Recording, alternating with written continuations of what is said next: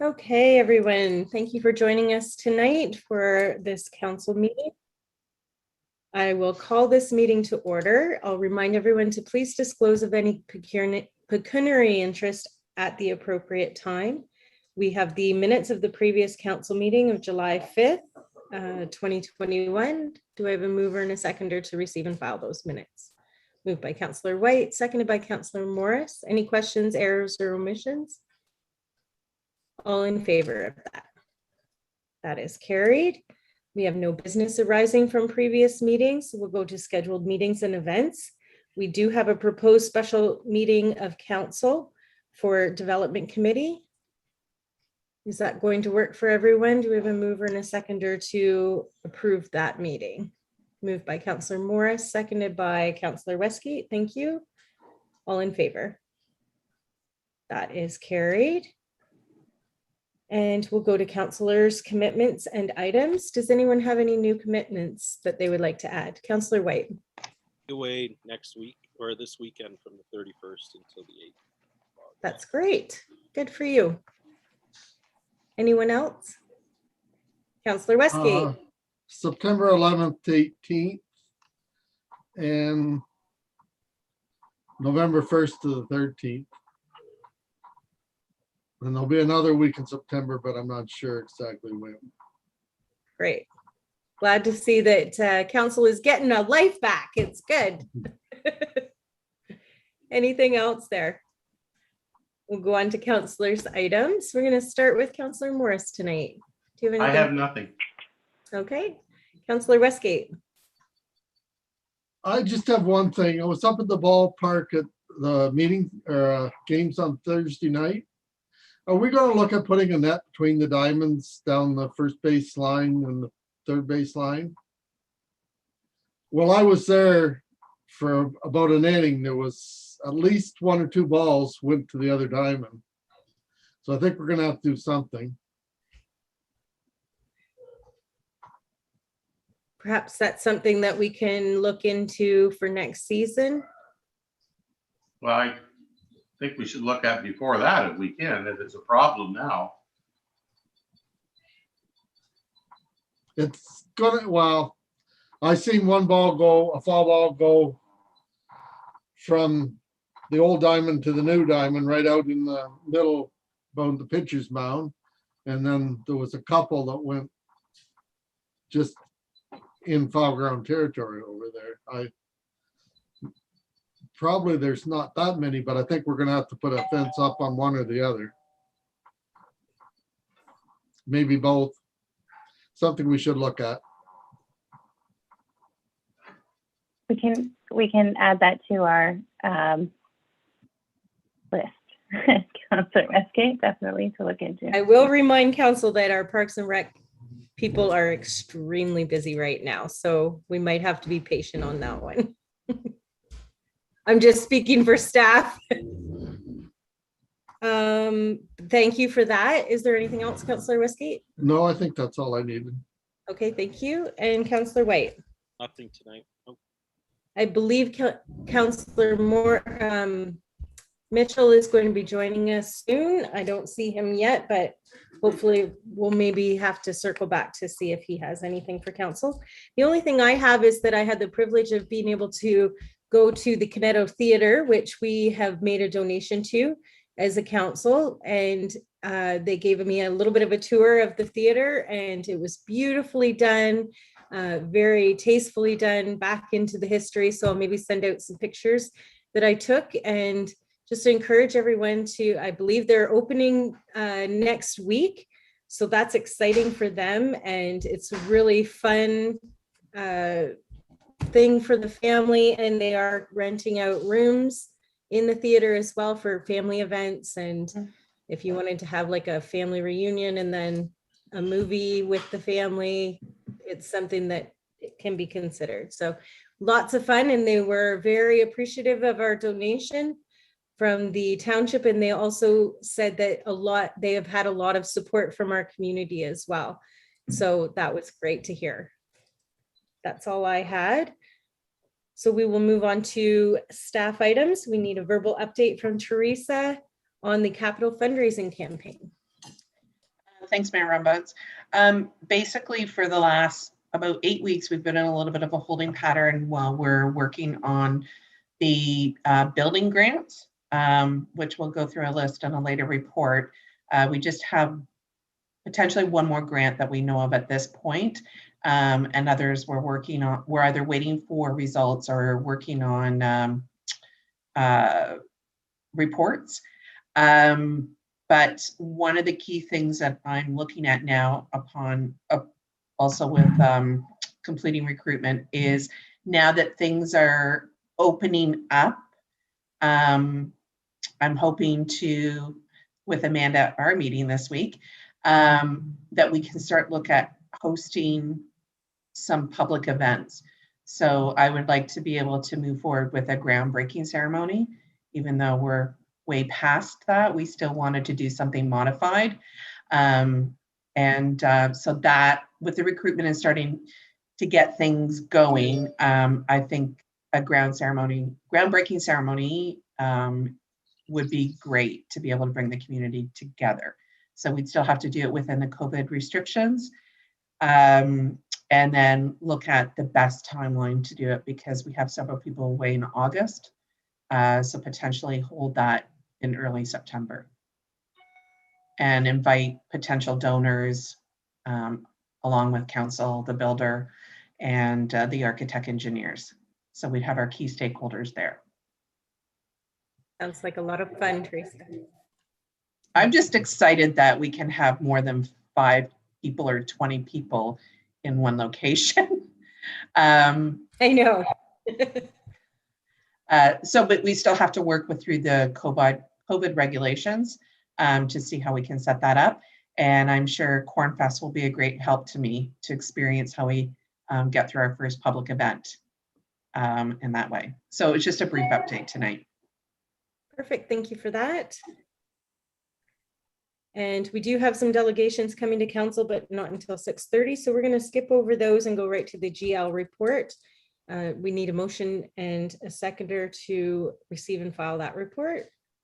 Councillor White and Councillor Westgate, thank you. Any questions or comments on that report? Seeing none, all in favor? That is received and filed. And we'll go on to the non-action correspondence. Is there anything council would like to highlight from the non-action correspondence today? All right, we do need a motion to receive and file the remainder of that correspondence. Moved by Councillor Morris, seconded by Councillor Westgate, and all in favor. That is carried. Thank you. We have no action correspondence, so we're going to move on to staff reports. The first one is the CAO's quarterly status report. I was exhausted just reading that. Ms. Gubbles, you have been very busy.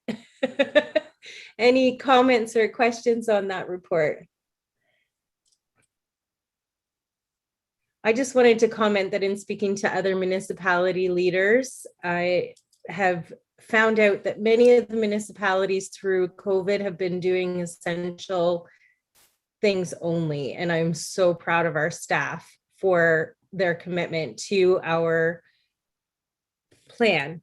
And they have just kept pushing forward through all of the regulations and everything. I'm so proud of each and every one of them. And I really want to thank them for keeping up with this, because it has not been easy. So thank you guys so much. We do need a motion to receive and file that report.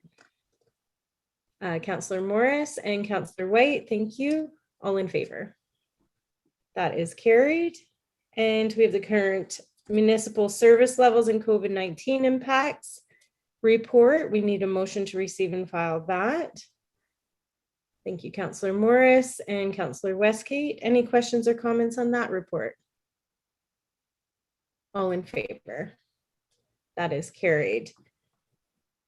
And the potential donation to assist in addressing the report of stray cats in Watford. This has been an ongoing issue that we would love to take care of. There is a recommendation on that report. How does council want to deal with that recommendation?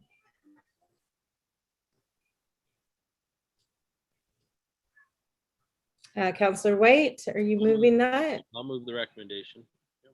Okay. Do we have a seconder to that? Counselor Westgate, any questions or comments on that? Counselor Morris. How do they tell which is my pet cat and which is a stray cat? It's not like they got collars on. I don't want my pet cat spayed or neutered. It's a good question. That's a great question. Sorry, if I may, Mayor. Yes, Or please. Todd White. Yep. Thank you. It's a great question.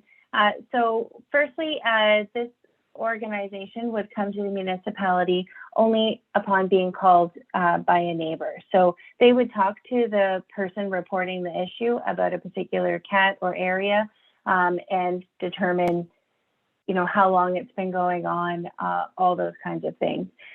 Certainly, I think if you live in Watford and you do have outdoor cats, most typically they would have a collar. So we would encourage our local residents to ensure that if they do have domestic cats that are outside, they should have collars. So they'll do some interview with the person making the complaint or the note, and then some observation on their own. Thank you. Okay. Any other questions? Counselor White. Will there be some marketing with this to inform the community of like maybe putting on collars on your cat and that stray cats will be picked up and neutered? So That's a great question as well. Yes, so we are planning to promote the expansion of this organization services into our community online and on social media and in our newspaper. The communication will be to direct to the organization, but also to solicit in case there's any local persons interested in becoming volunteers with the organization. And certainly, yes, we can put that note on our advertisements so as to eliminate or help to eliminate the issue that you and Councillor Morris have brought forward. Is it too late to have that added to the newsletter? The next one? No, it is not. Perhaps that would be We can another definitely do good that. way of reaching out. Okay. Any other questions? All in favor of the recommendation then? That is carried. Thank you. We'll move on to considerations to the resumption of in-person council meetings. We do have a great report on that, and staff is looking for council direction here.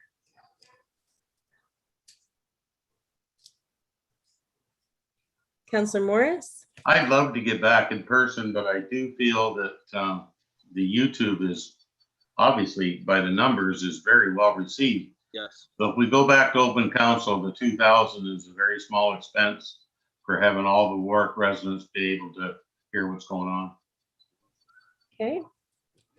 So would you be moving that we do, when we do decide to go into open council, we invest the, we make the investment for the technology in order to facilitate that I without, make that motion. okay, but are we thinking without, with having everybody who's in the council meeting at the council meeting, not doing the hybrid? Councillor White?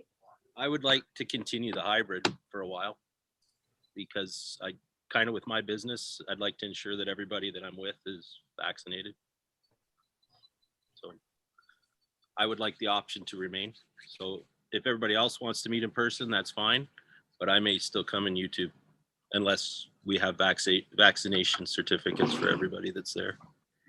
So that would be a $20,000 investment as opposed to a $2,000 investment. So I would suggest that we would be better off just meeting over Zoom until we get into council chambers, if that were the case.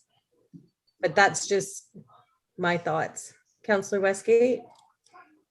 Is everybody double vaccinated now, or? I don't think council? that's, I don't think that's appropriate to ask at this point, personally. Okay. I'd like to get back in person for sure. I think we can do it well out at the work hall there. and we can still be far enough apart. But I don't think we can do the hybrid until we get in our new office, because there's no use putting the money out until we're there, and we can do it from then on. Councillor White. Just like to know what our policies will be for those meetings and those attending, like with PPE or masks. We're not through this COVID thing yet.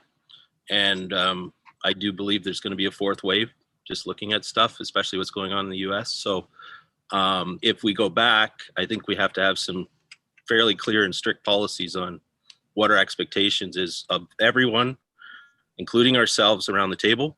And that, you know, or I won't be there. So that's Well, and I my- think Councillor White makes a good point. There's evidence saying that even people who are double vaccinated are still contracting COVID and still Yep. passing it on. So that's not an assurance that we're 100% out of the woods yet. So I think we have to be aware of that and be cognizant of everybody's opinions on it. So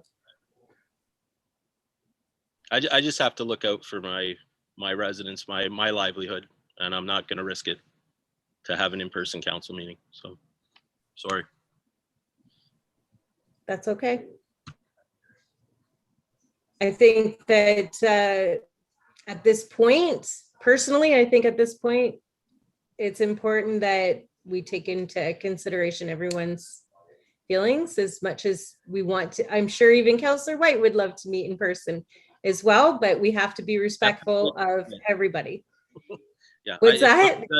I would love to meet in person. It's just, I don't completely understand the risks of that yet either. So, yeah. No.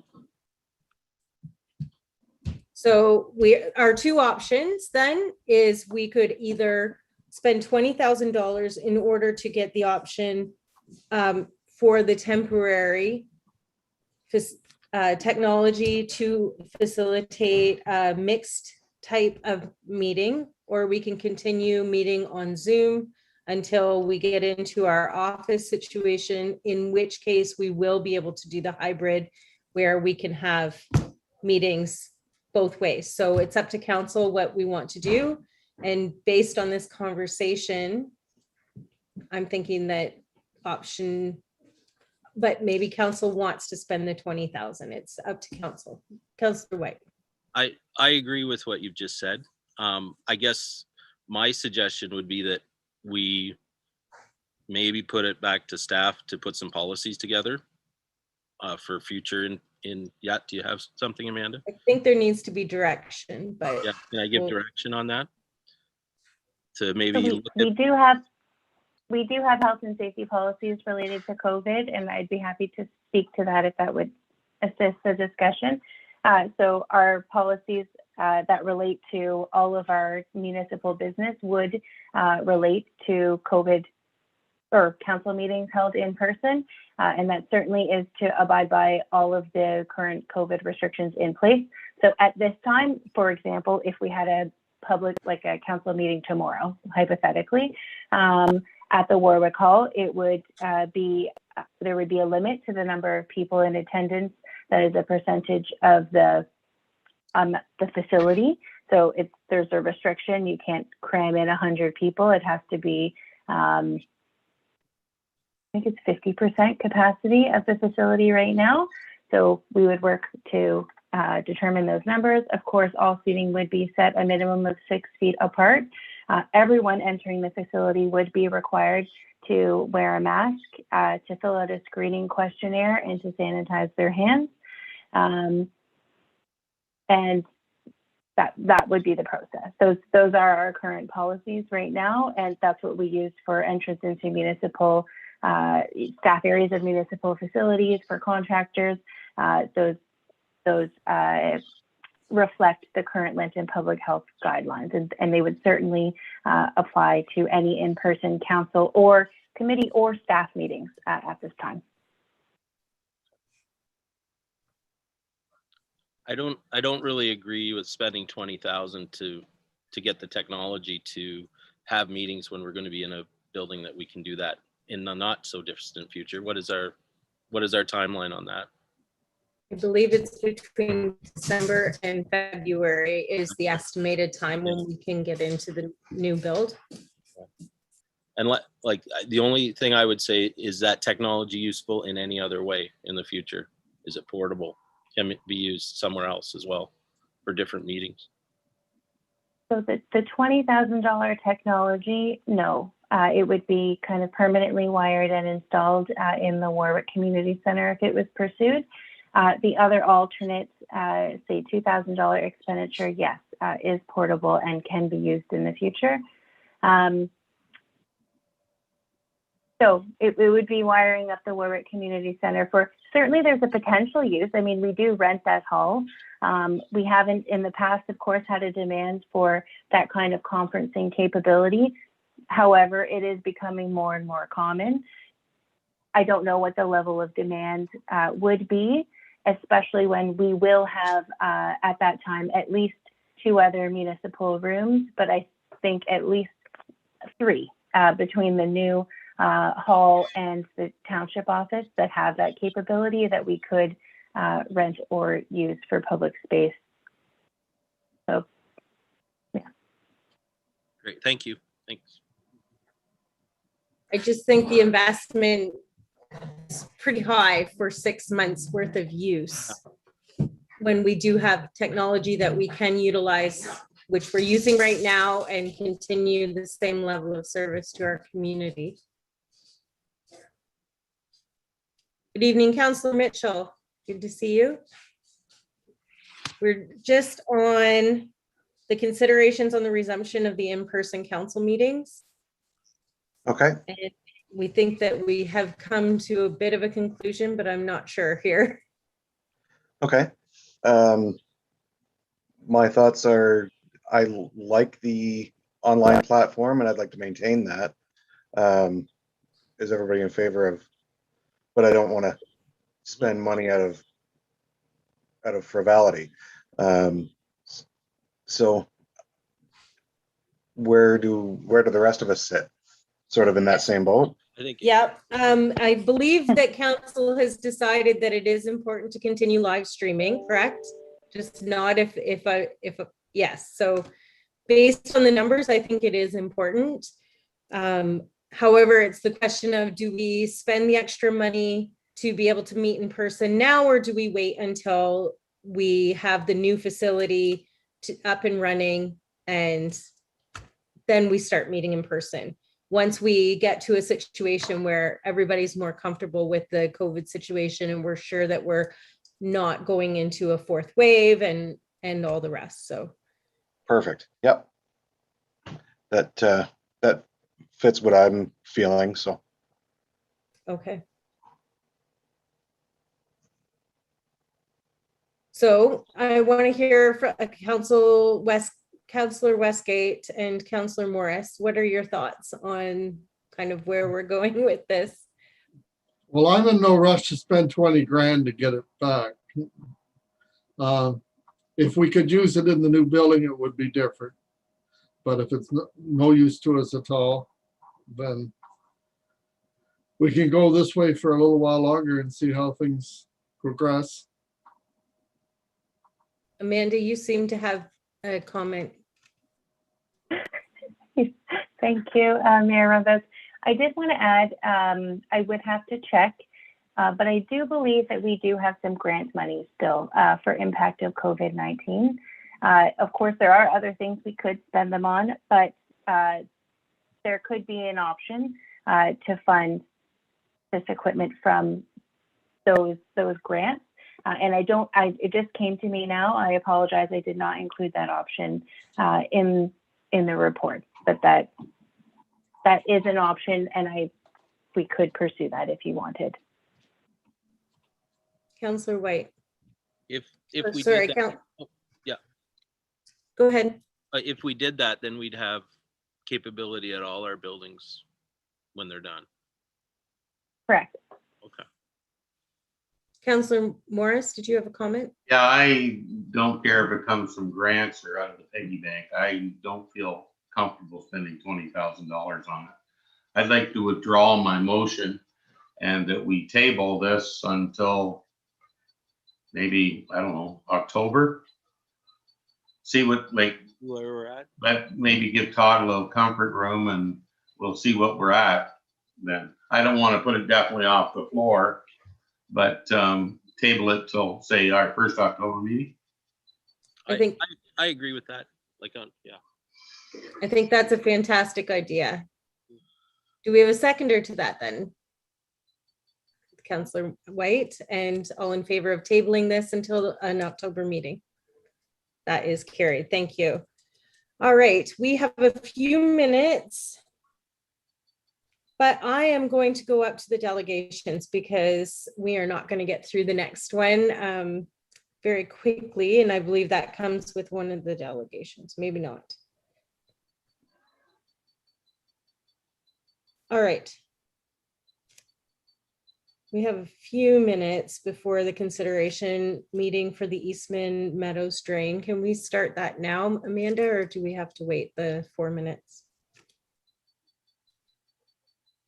I suggest waiting, only because I think we have one person in the waiting room, but just to make sure that they're there in Okay. time. Parks and Recreation, 2 pitch leagues. I bet you we could cover that in 4 minutes. That's F. That is say update to accept the report as presented.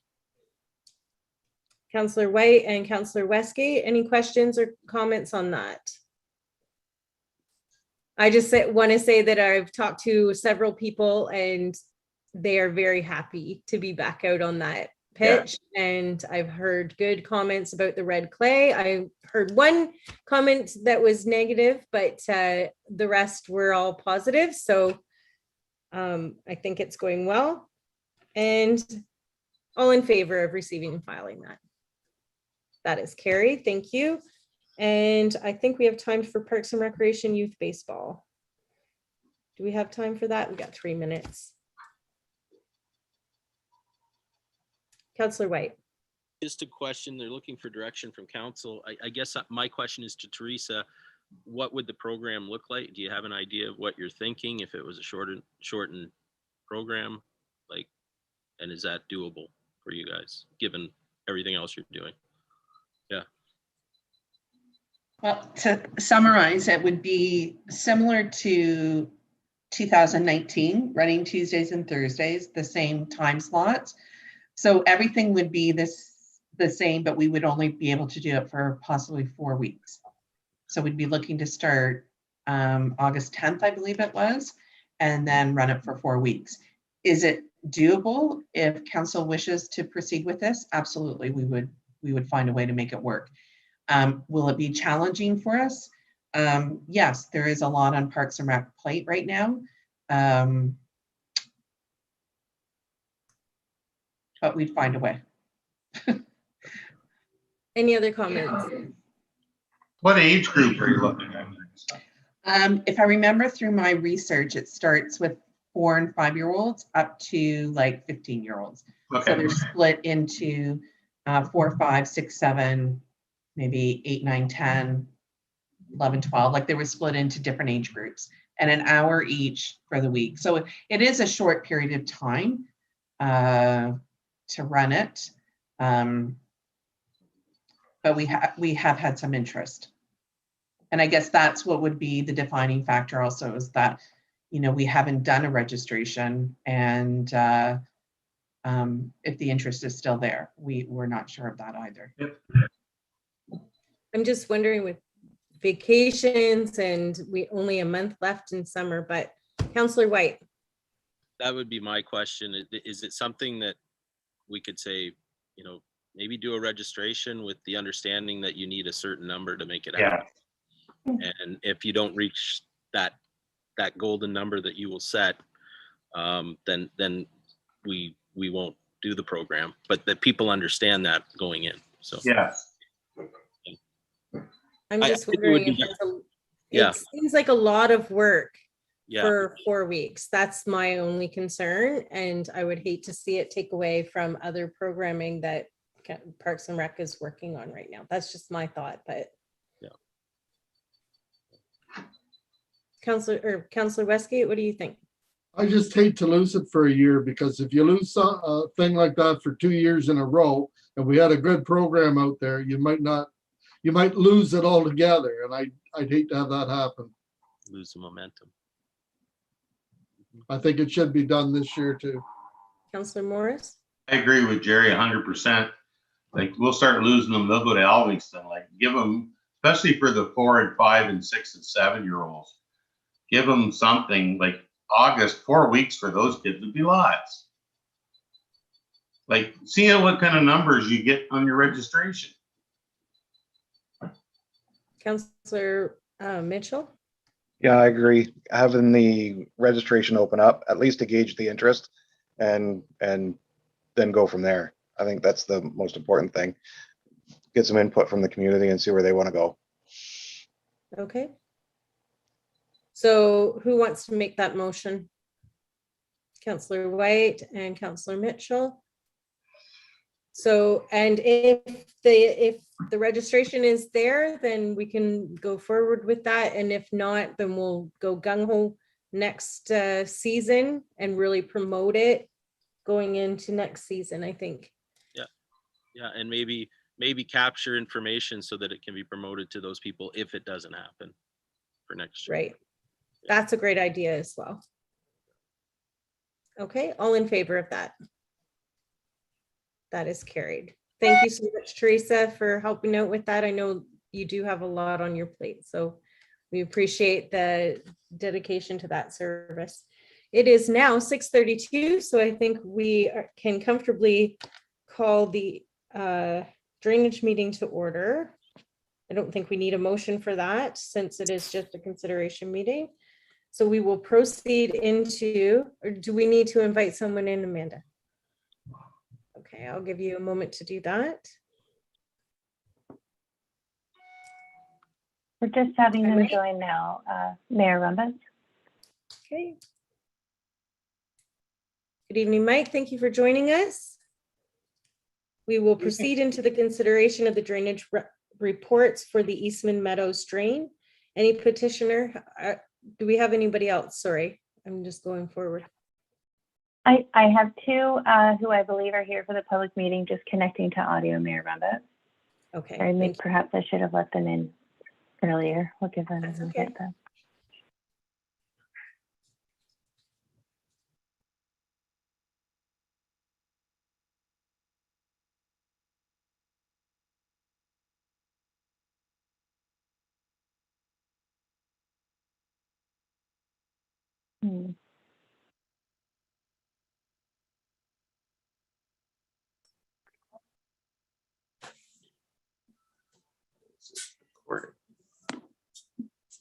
Yeah, see, it's right away.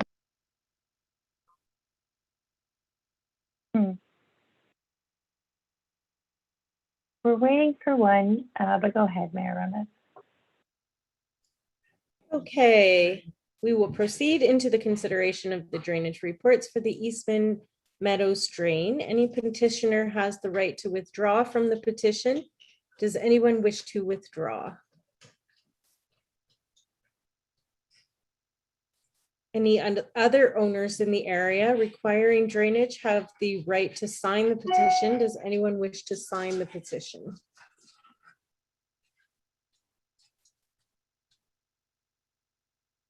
Mike DeVos of Spreets Associates, will you please explain your reports? Okay, this report was prepared in accordance with Section 78 of the Drainage Act for repair and improvement to the existing Eastman Meadows drain. The last time an engineer's report was done on this portion of the drain was in 1962, so it's been some time. We had an on-site meeting and there was 2 landowners on the bottom end of the drain that required some improvements from a culvert perspective. Both of them have culverts that need replacing, and as well there is some maintenance, some brushing and clearing, and there's also some erosion occurring along the channel. It's an open ditch, so We completed a survey, come up with some preliminary design and cost estimates, and reviewed that with them. And basically, that's what we have come back with. So we're looking at doing some minor maintenance and some improvements to the culverts and erosion control works, a little bit of grass buffers along the sides of the channel to protect the works that we're doing. But other than that, it's fairly limited work. We're not doing any work on the upper portion of the drain. The total estimated cost is roughly 103,000, and it's about 660 meters long. So I stop and open up to questions. Okay, before we go into questions, Andrew Mavert, Drainage Superintendent, do you have any comments? I do not. All right, thank you. Does anyone who is present wish to ask any questions or make any comments?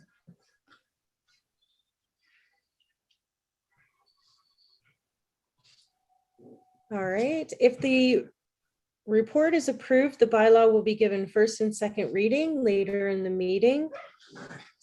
Thank you for attending. I guess that's it for that one.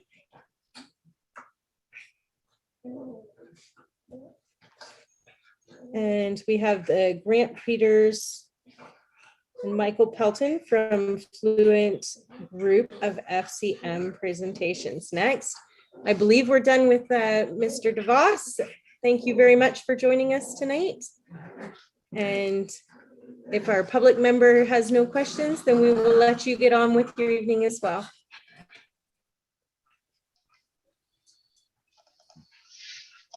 Welcome, Mr. Peters. Thank you for joining us tonight. Hello. I am going to turn the meeting over to you for your presentation to council. Sure, thanks very much. I'll try and share here. Oh, it says I'm not able to. Is there someone that can alter those settings? There we go, one sec. They were just altered. They should work Okay. now for you, Grant. Thank you so much. Can everyone see that? Excellent. So my name is Grant Peters. I'm a principal with Fluent Group Consulting Engineers, and I'm here to walk you through an exercise we did for the township regarding the arena addition as it relates to a feasibility study for the FCM.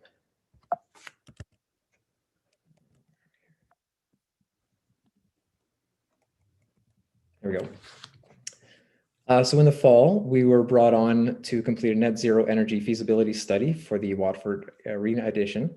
And this was part of a grant application under the FCM's Green Municipal Fund program, which awards projects up to 50% of the cost of completing those studies in an effort to reduce greenhouse gases and improve the environment in municipal infrastructure. We also assisted with the application content itself, and it was submitted in December, at which point the work on the feasibility study could begin. And then we completed that study in March of this year. So the scope of work, without getting into too much detail, basically involves some energy modeling of the proposed building. So a very technical analysis of the energy efficiency measures that were both in the design already and ones that might improve the building's performance over time. Also looked at renewable energy systems. So in this case, solar photovoltaic panels. And we only did the exercise on the addition portion. So none of the existing infrastructure in the arena was investigated. Using that information and sort of rounding out that information with some other non-energy recommendations, which I'll show just shortly, we completed the feasibility study, and that had a greenhouse gas accounting, social benefits, as well as all of the financial and energy analysis that was completed as part of the modeling work. And then one of the tasks, as I mentioned, was assistance with the funding application itself.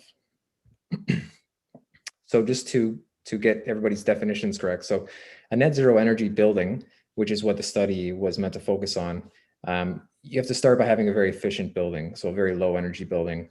You want to have very low loads in the project. You want to have very low utility usage. And then you add renewable energy to take that number down to zero on a net annual basis. So there will be times when you're in the plus or the minus relative to the overall, but on an annual basis, you know, that equation needs to work out to zero. And that removes the need for a building to be fully off-grid to qualify for the program. So at a high level, we looked at some passive design strategies, how the architecture impacted the energy use of the facility, mechanical electrical systems such as lighting, ventilation, heating and cooling, and then the solar that I mentioned as well. So there's a little snapshot of one of the outputs of the energy model, not terribly fancy, but these are engineering programs after all. So we limited it to the building addition, as I said, and this built upon an exercise the township had already gone under with Enbridge called the Savings by Design program, and the workshop and the modeling that was done as part of that exercise. And so two major opportunities came out of our study, one of which was adding heat recovery to the rooftop units, which provided the heating, cooling, and ventilation to the addition. And the other is adding variable speed drives to the fans that operate in the rooftop units. So when they run at variable speeds, they can obviously save energy compared to just being on off. So here are the results. The top sort of box was scenario 1 where we started. And then you can see in the lower box, so specifically in the areas highlighted in green, the heating, cooling, and fan loads were all reduced as a result of those two improvements that I just mentioned. So for anyone who's not familiar with energy units and that sort of thing, EUI is the energy use intensity. So basically how much energy per square foot, or in this case, square meter on an annual basis. And so you can see heating came down quite a bit from 152.5 to 94. Cooling actually went up a little bit, and that's a product of sort of the fan power aspect and the ventilation rates changing slightly there, but both low numbers, obviously not a big impact. And then the fan power came down, about 15% there as well. And so the graph on the right just shows the two scenarios on a relative basis and how much we're able to reduce through those two potential results. So once we look at having that scenario in place, we asked ourselves the question, how much renewable energy would we need to get us down to the net zero threshold on an annual basis? So the energy use of the building in the model was about 512,000 kilowatt hours equivalent. So that's combining natural gas and electricity into a single unit of measurement for energy. And that resulted in needing, based on the location and the roof area, 430 kilowatts of solar on the project to get us down to zero, which is about 2,350 square meters of area in a flat orientation, of panel area itself. And then to avoid shading, and because you need spacing between all the panels, that actually required almost, about double the space, so 4,700 square meters of roof area. And that's actually, larger than the addition itself. And so the net result of this analysis was that you need to spill over either into a ground mounted system, or you would need to spill over into the existing building or some combination thereof. And if you went to the ground mounted system, you could install a tracking array, which would improve how much energy you got from that array by tracking the sun rather than being in a fixed position. We didn't get all the way into that level of the exercise, but the cost for a system of this size was in about the 2 million range. So then the study also looked at some non-energy recommendations. We looked at the water use of the facility. So again, we had a detailed design to analyze already. And so these were incremental improvements on the work that had already been done by the township and the design team. We looked at additional electric vehicle charging stations. We know there's some on that site, but looking to rating systems like LEED for guidance on how much of the parking perhaps should be associated with things like electric vehicles. We looked at implementing waste management during the construction process, low emitting products and high performance materials. So building those into the specifications to, again, improve environmental impact based on the building's material selections. We offered commentary on light pollution reduction, so the types of fixtures that are installed on the exterior of the building. And then we compared the design where it is and offered some suggestions on how to implement measures that would align with the LEED green building rating system. And so that in totality was sort of the exercise of the feasibility study.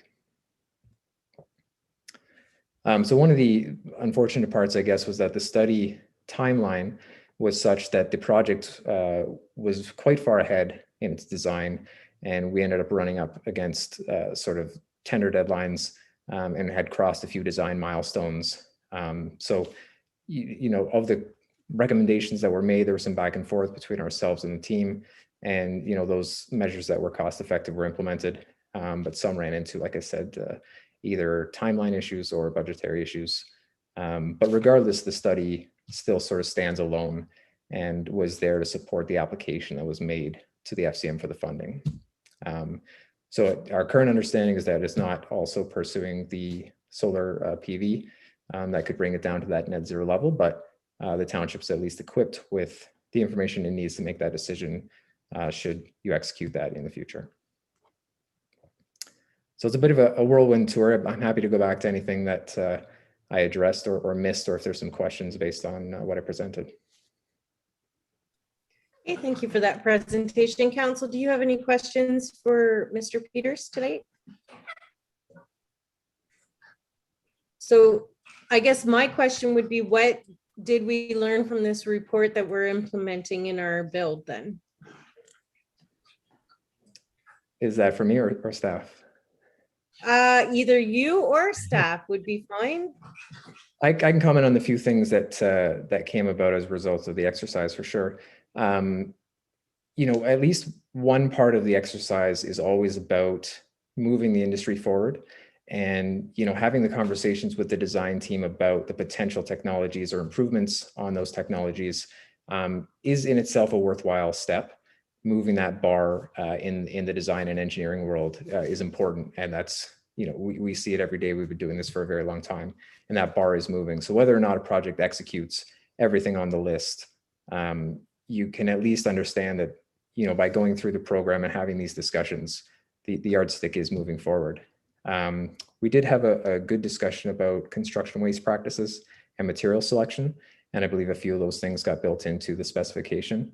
And then the water savings piece was discussed as well, and a few tweaks made there. So, and again, this built on the Enbridge exercise that the township went through, which already took it from, you know, a base code level building up to, I don't remember the exact number, maybe 10, 15% savings relative to that code value. So by the time we came on, the opportunities for improvement were slightly less, and the project had reached a point where implementing them didn't make as much sense as had a more comprehensive exercise been done early on. But overall, you know, we enjoyed working with the township and felt like there were still opportunities to implement some of these improvements, and that it wasn't an exercise just in, you know, a grant application or, you know, just putting a bright face on the project in terms of environmental performance. So from that perspective, I think it worked out well. I'm wondering, in regards to the charging stations, our council was proactive, I think, in getting the charging stations installed at the arena already a few years ago. Would they look at how much usage those charging stations are getting utilized before installing more at this point, or how would they do that? Certainly. Yeah, our analysis was based on sort of the industry best practice for, you know, relative number of parking spots as we see more and more electric vehicles hitting the market and being purchased. So by all means, I think the township should definitely make sure you're getting usage out of those first few before you move up. But the number in the report at least would put sort of a cap on where the market is currently or where it could be. You're obviously not putting in, you know, 50% at this point. Maybe one day we'll be there, but for the time being, you know, I think you had 2 there, and the recommendation based on the number of parking spots was another 2 associated with the addition. So, you know, you double the building size, you essentially double the EV infrastructure as well. Okay, any other questions or comments? Seeing none, then I will thank Mr. Peters tonight for his report, and we will move on to the next delegation. Thanks for having me. Thank you. All right, council, we have some members from Enbridge here with us tonight. So I'm going to give Ms. Goebbels a moment or two to allow them in. If anyone needs a quick bio break or anything, perhaps now is a good time to run and do that. But otherwise, we'll just give her a moment to let our guests in.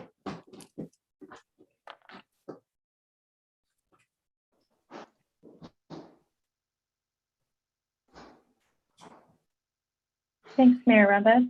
Both Brian Lunny and James Whitaker have joined us from Enbridge. All right. Good evening, gentlemen.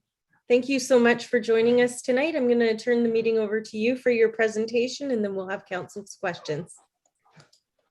Thank you, Mayor Roberts. I'm just going to share my screen.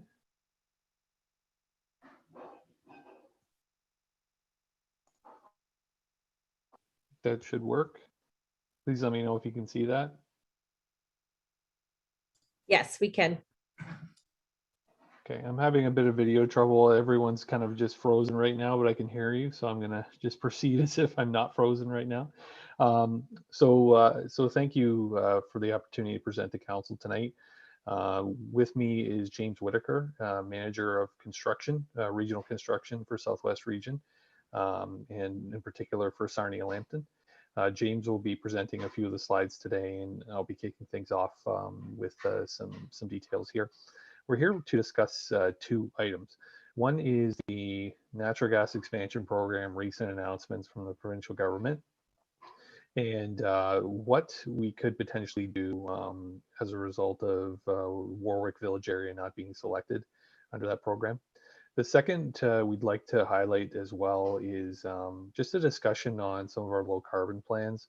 There's been a lot of media and discussions lately in public about our low carbon plans at Enbridge, and it's important that council is aware of, you know, what the natural gas molecule that comes to your door currently will be looking like in the future. So I'll be taking you through that as well.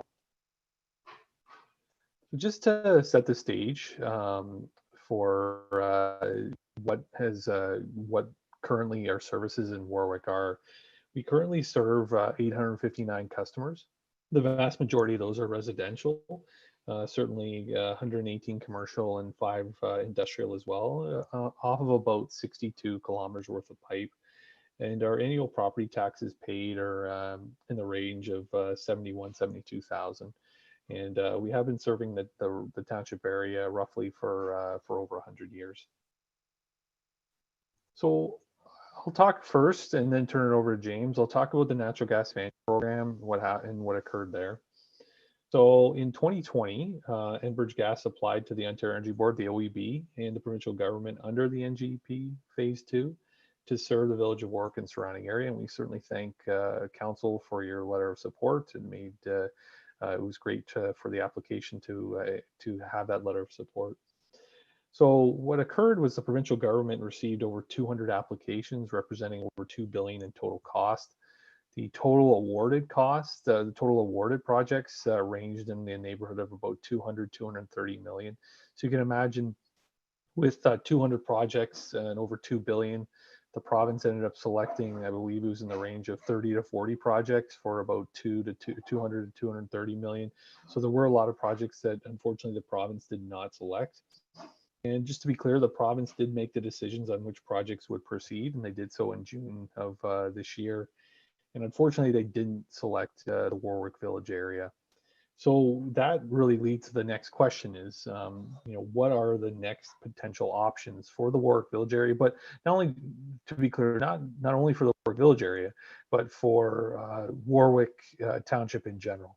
So with that, I'll turn it over to James Whitaker for the next few slides. James. Great. Thanks, Brian. And thanks, Mayor Rombutz and council for allowing us to come and speak tonight. And hopefully everybody can hear me. Excellent. Thank you. So on November the 5th of last year, the Ontario Energy Board approved an application that Enbridge Gas made to offer residents or businesses looking to obtain gas service an expansion surcharge.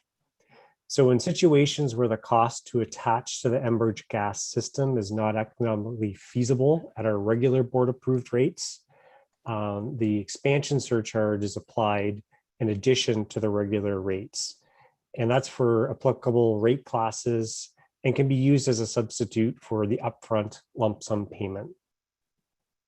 So the surcharge offers applicable customers the ability to contribute a portion of their savings from converting to natural gas towards the natural gas system expansion. And that's in situations where the cost to attach to the Enbridge gas system is not economically feasible at the regular board approved rates. So the expansion surcharge is 23 cents a cubic meter. And that's for, based on a volumetric basis for the natural gas that is used by the individual customer. And it's applied in addition to the regular rates. So when Enbridge goes to calculate the term is only for the number of years required to make the project economically feasible. And it's up to a maximum of 40 years. So the surcharge term, it varies based on numerous factors, but a couple of those factors are the length of pipe that are needed to connect the project to the nearest pipeline, as well as the number of customers to be serviced by this new section of pipe. And obviously we would take into consideration if it's a business or a residential customer, because there's difference in consumption. So the expansion surcharge is applicable to projects with any number of customers, but it doesn't include development projects such as servicing subdivisions. Subdivision type connections will continue to follow Enbridge Gas's existing customer connection process.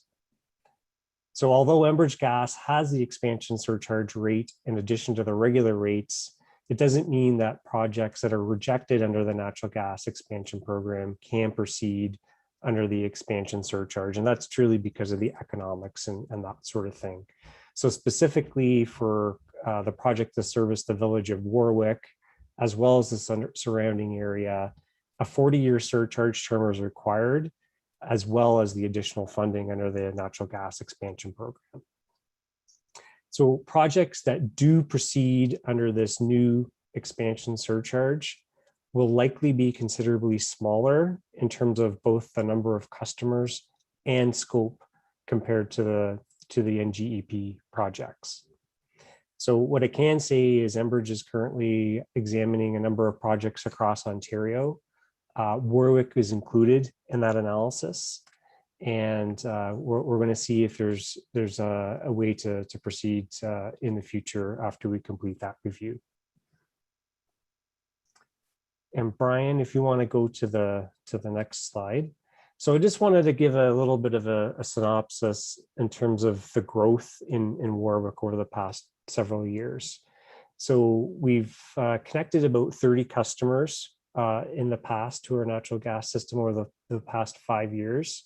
And that includes 3 customers that are either a grain dryer or require an emergency generator capacity. So I know our local team continues to meet the needs of the township for regular rate growth in our subdivisions. And I think a recent example of that is the Scenic Court development in Watford. I believe we serviced that area in 2019 or 2020, and I recently checked, and it's fully serviced now with all the housing there. So I'm going to pass it over now to Brian. I think he mentioned at the beginning we wanted to talk a little bit about what we're doing on the ESG front, and he'll wrap up our conversation. Thanks, James. So yeah, I just wanted to finish with just a brief discussion on our ESG goals. So I know November 6th, November was quite a busy month last year for us. On November 6th, our company, Enbridge Inc., announced a net zero target by 2050 for our operations, our emissions, and a 35% reduction in our operations emission intensity by 2030. So you can imagine with those plans that these are very aggressive goals and will truly result in kind of a fundamental shift in the natural gas molecule that comes to your door within a short order, within 5, 10, 15, 20 years, and what that's made of. So what that means is essentially 4 pillars are being enacted by Enbridge Gas. And we've kind of broken them down into a simplified format of green gas, less gas, more gas, and no gas.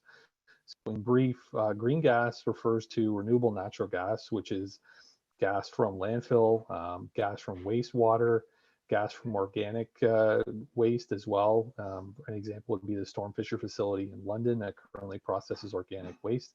So Enbridge has a goal, and also via our residential and commercial customers, a program called Opt Up, which was recently announced just a couple months ago, where customers can contribute $2 a month towards the purchase of the sourcing of renewable natural gas for the system. We've announced some pretty aggressive renewable natural gas facilities and plans, the most recent one being in Niagara region, where we've launched in partnership with Walker Environmental and Comcor, the largest RNG facility in Ontario that will reduce emissions 48,000 tons per year of greenhouse gas emissions. And also, having discussions really across the province with municipalities and other private entities about wastewater and waste. So that's one element of green gas. Another element is hydrogen. So as I said, the molecule that comes to the door in 5, 10, 20 years will have, a higher content of renewable natural gas, but it also may have hydrogen. So right now, and particularly hydrogen that's from green sources. So right now in Markham, we currently are testing a pilot with 3,800 customers, where a quantity of the gas that comes to their door, to their house, is made up of hydrogen. So it's our belief that the combination of renewable natural gas and hydrogen will fundamentally change, the natural gas that comes to the door, in a positive way, reducing emissions in the future. So that's green gas. Less gas refers to our conservation programs, which are really in place, have been in place since 1995 and continue. Savings by design was mentioned for the upcoming arena expansion. That's a perfect example of our latest kind of slate of conservation programs. Really happy to see the township took advantage of that and the incentives offered. So that would be the less gas. More gas refers to what we're talking about today. So folks who are currently on diesel and propane. My own grandmother back in 2008, 2009, I recall she lived in, Etobicoke in Toronto and still had an oil furnace. So, the talk of getting folks essentially off of your oil, your propane, your diesel, and on to natural gas to reduce emissions, and that goes for transit as well. So Hamilton's a perfect example of that. 137 buses in the city of Hamilton run on compressed natural gas, and they have plans to ramp that up even more in the coming years. So that would be the more gas. And then no gas finally refers to some exciting things really we're working on at Enbridge that might be surprising to folks. Enbridge Gas is working on, one being geothermal. So we've got a new business group that's been established for about 2-3 years now, with a lot of plans on the go, many that'll come online, I think, in the end of this year and into next year in the zero emission geothermal space. So geothermal for residential customers and for commercial and for district energy, where we'll offer solutions and in a rental system for customers there. And another one that was just recently announced is a solar rooftop offering, where Enbridge would lease solar panels off of for rooftops for residential customers. So a lot of different business lines there and a lot of change occurring, but our focus remains on expanding the system, as we can.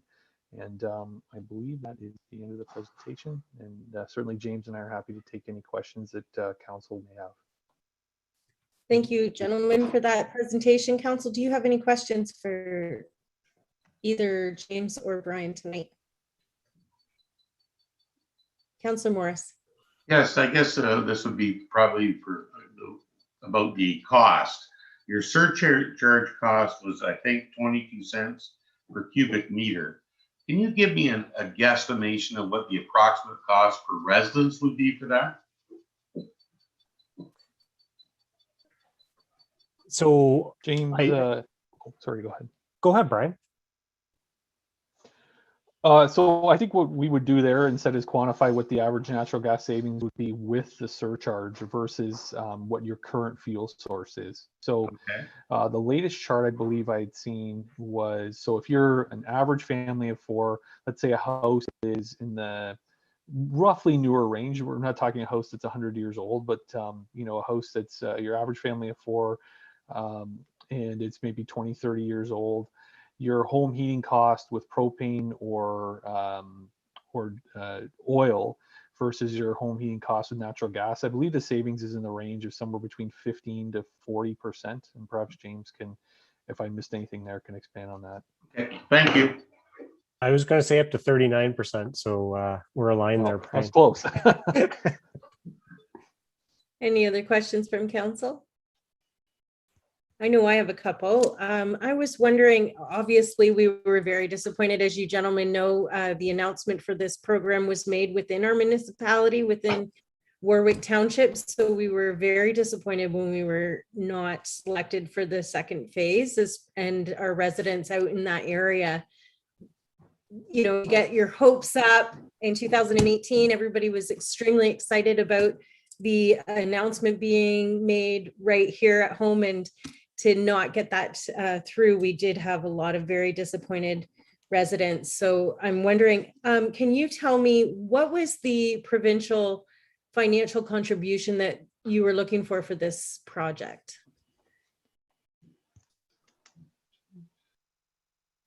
I will have to go back to get that figure, but I believe it was 4 million. That might be total project cost though, but I will get that. Okay, yeah, I'm just wondering. The other question I had is, it's very interesting, the net zero by 2050 commitment. I'm wondering, us being a rural community, is there any plans to utilize the methane that comes off of pits from local farmers at all? So the answer is 100% yes. So discussions are occurring really with farmers across the province now, and I wouldn't be surprised if those discussions may be occurring even with some farmers in Warwick or in Lambton County. Certainly, the critical thing though is how close you are to natural gas pipelines. So if you're a farmer who's very far from the current natural gas system, that's likely not an opportunity. But however, if you're one that happens to have a natural gas pipeline running down your road, those are the opportunities certainly that we're actively looking at. So yes. And I can say specifically the north of London in Ilderton, my team is actually connecting one of those facilities into our high pressure pipeline. So the high pressure pipeline goes right in front of them. They're working on their biodigester that'll convert the methane into what we call pipeline quality gas, and that gets injected into our system. So I know we are getting ready to start commissioning that system in the fall. Okay, that's great. Good to hear. And yeah, I'm sure that there are local people who would be interested in finding out more about that program. And we have the methane, so we might as well utilize it if we can. Any other questions from council or from staff? Seeing nothing. Oh, thank you, Amanda. Thanks, Mayor Runbets. To Brian and James, thanks so much for your presentation. Just about the internal review on the surcharge program that Enbridge is completing, what's your timeline? I just know we'll get questions from the public about next steps. Yeah, I did ask that today actually to our team, and so the commitment is by year's end, if not sooner. So I'm pushing for sooner, but they have committed to by year's end. We'll have some type of decision one way or another on that. As you know, our council has committed to 10 years without charging tax on any of the new lines that do go out to Warwick Township, but please let us know how we can help with this any way we can, because I know it is important to many of our residents. Absolutely. Okay, thank you, gentlemen, for joining us tonight, and we'll let you get on with your evening. Thank you. Have a good night. Thank you very much. Take care. Take care, guys. All right, council, we are going to go back down to, I believe it was staff reports, and we have the adoption of the official plan amendment number 9 to deal with. There is a recommendation there. How does council want to deal with that next step? Oh, Amanda? Thank you, Mayor Rumbus. Certainly, we're happy to take council direction. I do want to point out, although not included on the agenda, Mary Lou Tanner from Niagara Planning Group has just joined us, and Ken Melanson, the manager of planning from the county, also has joined us to assist with answering questions. And I don't know if they have any preliminary comments or not, but they are there for your reference. Thank you so much, Mary Lou, for joining us. And Ken, we really appreciate all the hard work you've done on, and Phil, for all the hard work you've done on this plan. Do you have any preliminary comments before we get started? Good evening, Mayor Rombouts, members of council. We actually don't have an official presentation. I've just got a little blurb, if you don't mind. And I think Mary Lou's got an even quicker blurb, and we'll keep it to 15. You can time us. Hopefully this is not more than about 60 seconds, and then we can proceed if that's okay.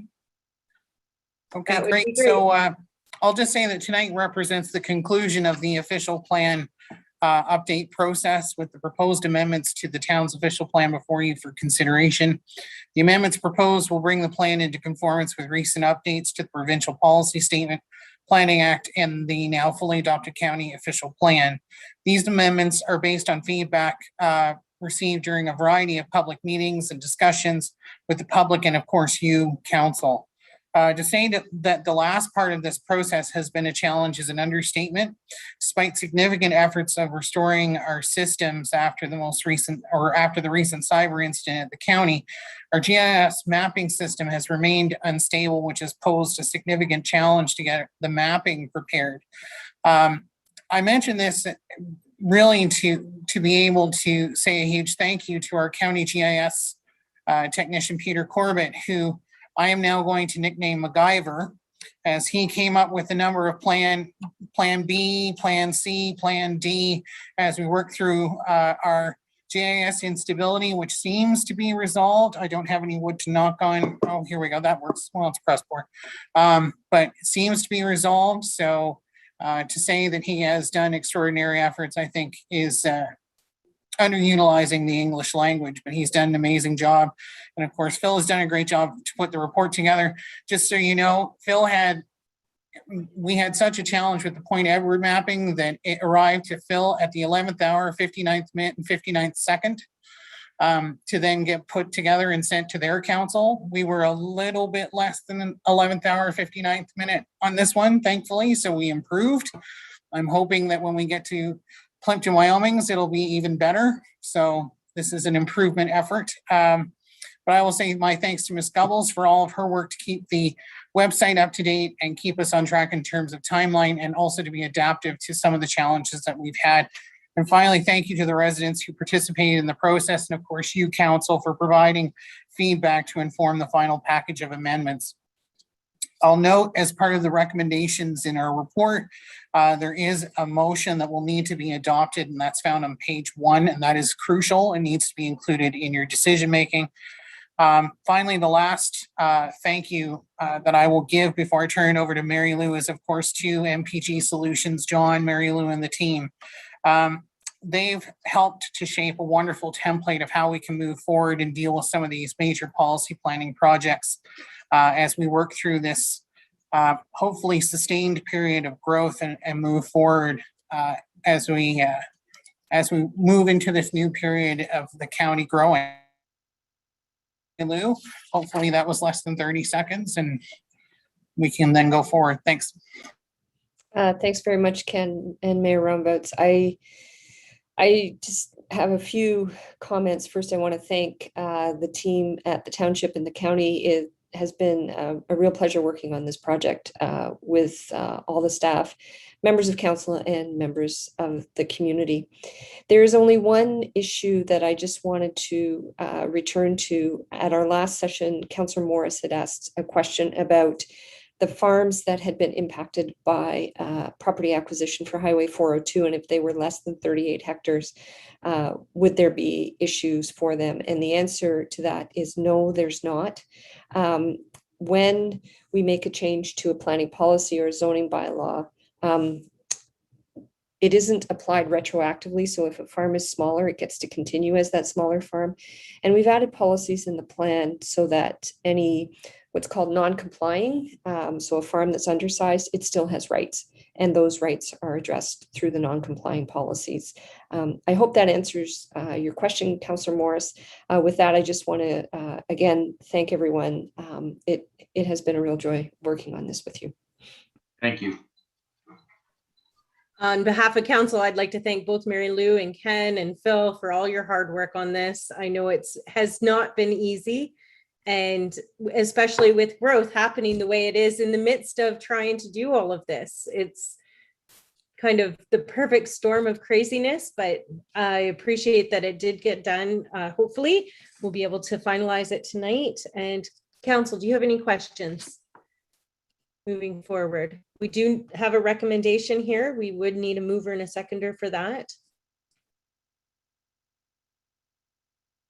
Councillor White, seconded by Councillor Morris, or sorry, Mitchell. Any questions or comments on that? Well, you know you've done a great job, guys, when there's no major questions or comments. So I will call the question. All in favor? Congratulations, council. It looks like we've passed our official plan amendment. Fantastic. Congratulations and thanks again.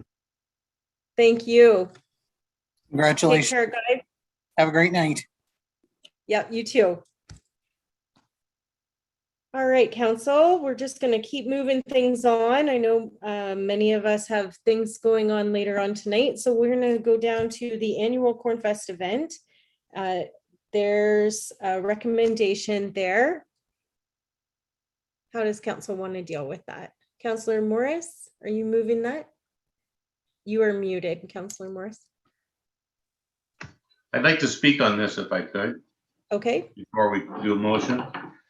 Since the Cornfest is an annual strong community event that's been kind of canceled the last year because of COVID, and since the Cornfest committee have decided for this year to provide the corn, hot dogs, and water at no cost, I'd like to waive the cost for the Centennial Hall at least, and preferably both the Centennial Hall and the Diamonds. This has got to get going again. I just realized I need to declare a pecuniary interest on this since I am on the Cornfest committee. Just occurred to me. So I'm going to pass the meeting over to Councillor Westgate. And I'm going to mute myself for the moment. And I will give you, Amanda, that in writing tomorrow. Sorry, I had to get unmuted here. I'll agree with Wayne's motion if we had a second. Todd? In the motion. I think it's a great idea. I think Todd seconded that. I couldn't hear him. Yeah, I did second it. Sorry. Thank you. All in favor? Carried. Amanda?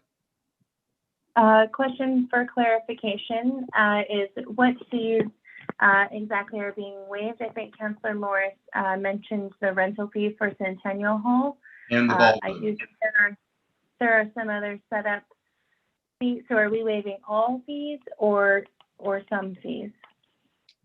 I'd like to waive all the fees that for this year, since they're giving away the hot dogs and the corn and the water, they have no source of income.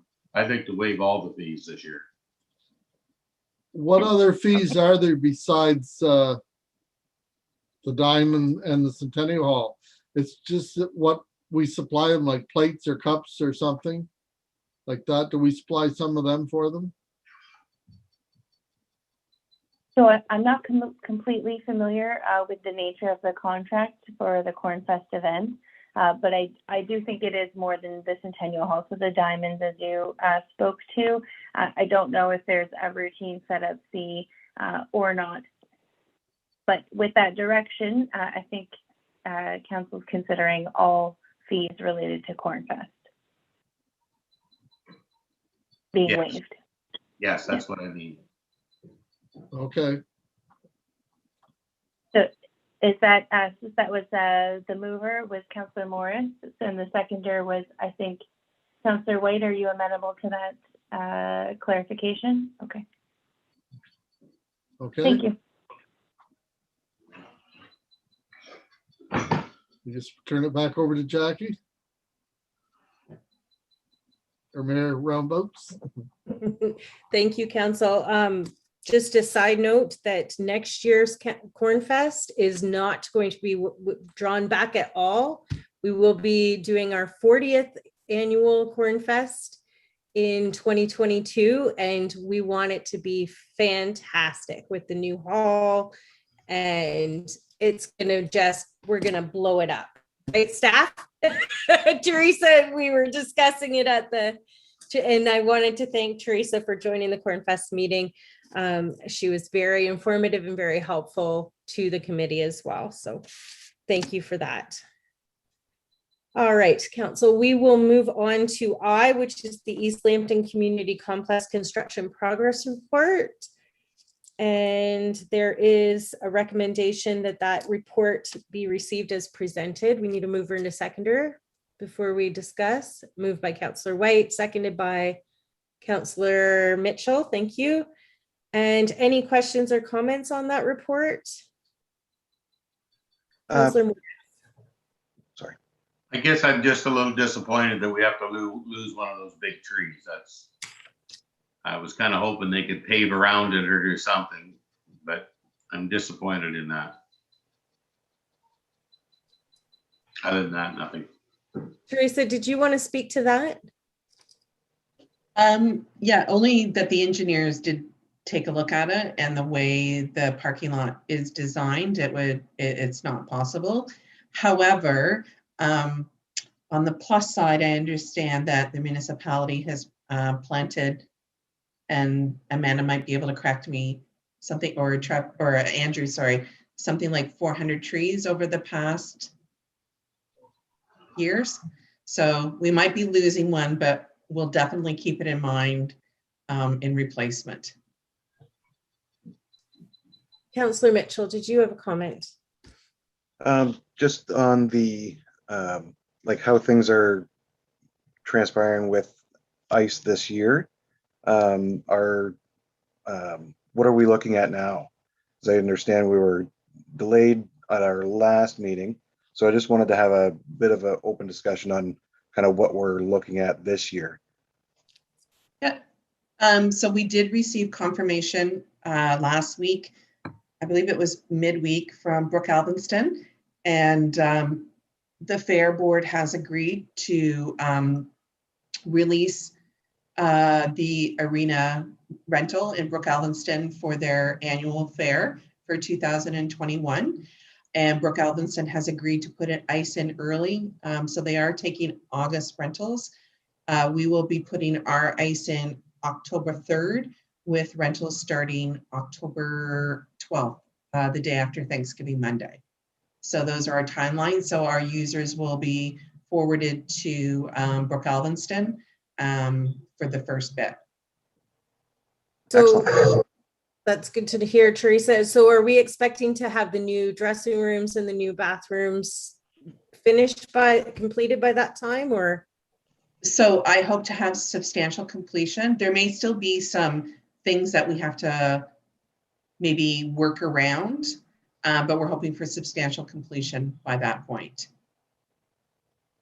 Okay. Perfect. Councillor Thank you, West. Teresa. Thank you, Mitchell, or Councillor Mitchell, for that question. I had the same one. Councillor Westgate. Just a couple of things. It was nice of the Fair Board to release the arena, but they weren't going to use it this year anyway. Everything is outside of the fair as far as I know. I had a walk around the arena on Wednesday this week, and I must say I was a little bit disappointed in the progress inside. I thought that they would at least be ready to start the walls and stuff. They have the underground plumbing, or nothing was done. We say the steel in the report, the steel is supposed to come on the 16th. When you build a building, everything goes around the steel. All the foundations outside are not complete yet. This is well past the 16th. I'm a little disappointed in the speed at which things are progressing there, I must say. Certainly, Councillor Westgate has more building experience than the rest of us. So, Teresa, do you have any comments about his comments?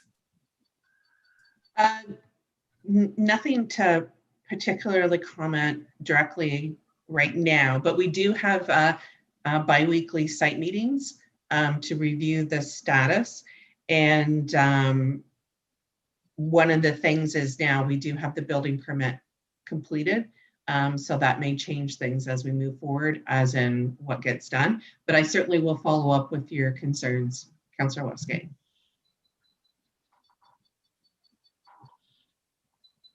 Has the building permit held them up? Because in some cases, yes. We haven't stopped them at anything, have we? I'd be disappointed if we did. Yeah, like we had the foundation permit to start, and I can certainly follow up on that also at the next site meeting, which will be next week.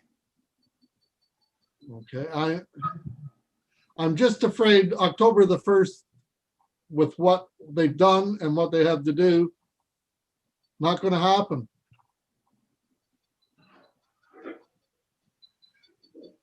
Okay. I'm wondering. So officially, I just want to say those are the dates that we have communicated with the contractor through Teresa and through our project manager, Spreet Associates. So they are aware of our timelines and expectations, and they now have everything from us in order to be able to meet that. So we certainly are pushing aggressively towards our timelines, yes. Councillor Westgate, and we'll continue to do so. I'm just wondering why, you know, when they're in doing part of the foundations, why they didn't finish them all. And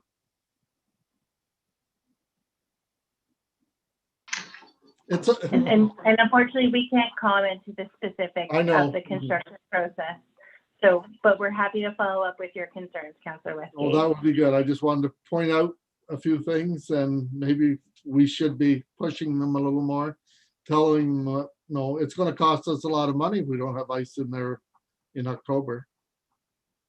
Yes, I believe that's been made very clear to them, but we will absolutely follow up. Thank you. Perhaps this is unrealistic, but would it be possible? I know council receives inquiries about that project all the time. Would it be possible to schedule maybe an hour walkthrough with council and the builder and Teresa, just to get an update for council on how things are going? Is that possible? I would say not at this time, just because of the way construction is. Like, I would feel uncomfortable having that many people in the construction zone, and I'm sure the contractor would feel that way also. Okay. Yeah, we don't want to disrupt the construction either.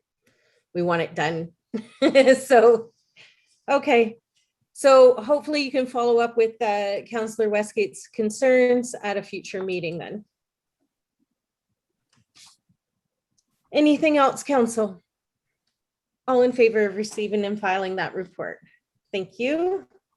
That is carried. And we will move on to J, the rotor drain culvert tender award recommendation. Need a mover and a seconder for that. Moved by Councillor Morris, seconded by Councillor White. Any questions or comments? All in favor of that? That is carried. Thank you. And we have a report on the tandem snowplow that was approved, I believe, in the 2021 budget. So it's for information purposes only. Any questions or comments about that? Councillor White. Get the checkbook back from Andrew yet? It just looks like he's writing checks all over the place. He's having fun. Any other questions? We don't need a motion to receive and file that, Amanda, or would you like one? Yes. Motion to receive and file from Councillor Mitchell and Councillor White. All in favor? That is carried. Thank you. Going on to L, which is the trackless boom flail mower attachment purchase. I think Councillor White's comments can apply to this one as well. We need a recommendation to receive and file that report. Councillor White and Councillor Mitchell, questions or comments? Councillor Morris, you are muted.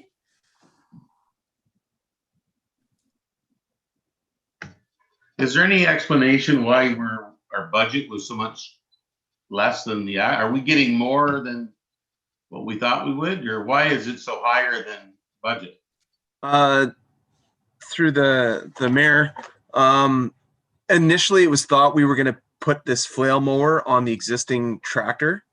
However, after we went over the tractor, it wasn't going to be very safe carrying two pieces of equipment. So right now it has the rear mower that goes on it, and we would get a side mount, but there would be a lot of equipment, and we felt that it would be side heavy, and it wouldn't be very safe. So we took a second look and thought a piece of equipment for the trackless would be the best option. Okay, thank you. Okay, good question, and thank you for that answer. All in favor of receiving and filing this report? That is carried. Thank you. We are going to go on to the committee and other minutes. We have the minutes of the Parks and Recreation Committee meeting of July 14th, 2021. Chair White, do you have any comments about that meeting? No, just that, we've started up what we could through the rec committee or through the rec, Parks and Rec staff, and they've done a great job to get things going quickly as COVID restrictions changed. So other than that, we're adding, I think, as through Parks and Rec, they're adding as much as we can when we can. So. Okay. So we need a mover and a seconder to receive and file those minutes. Moved by Councillor Morris, seconded by Councillor Westgate. All in favor? That is carried. Thank you. We'll go on to the minutes of the Development Committee meeting of July 19th. Moved by Councillor Morris, seconded by Councillor Westgate. All in favor? That is carried. And the special council meeting of July 20th, 2021. Need a motion to receive and file those minutes. Councillor Mitchell and Councillor Westgate. Any errors, omissions, questions or comments on those? All in favor of receiving and filing those minutes? That is carried. I don't see any new business on the agenda, so we will move on to the closed meeting session of our meeting. We need a mover and a seconder to go in camera. Moved by Councillor Mitchell, seconded by Councillor White. All in favor? That is carried. I just wanted to take a moment to recognize that our Deputy Treasurer and Tax Collector did join us tonight. Thank you very much, Linda, for joining us. And we wish our Treasurer the best of everything going forward. And we welcome him back as soon as he's ready. And we are going to go into closed session. I thank everyone for watching tonight and wish you all a good month, couple of weeks left of summer.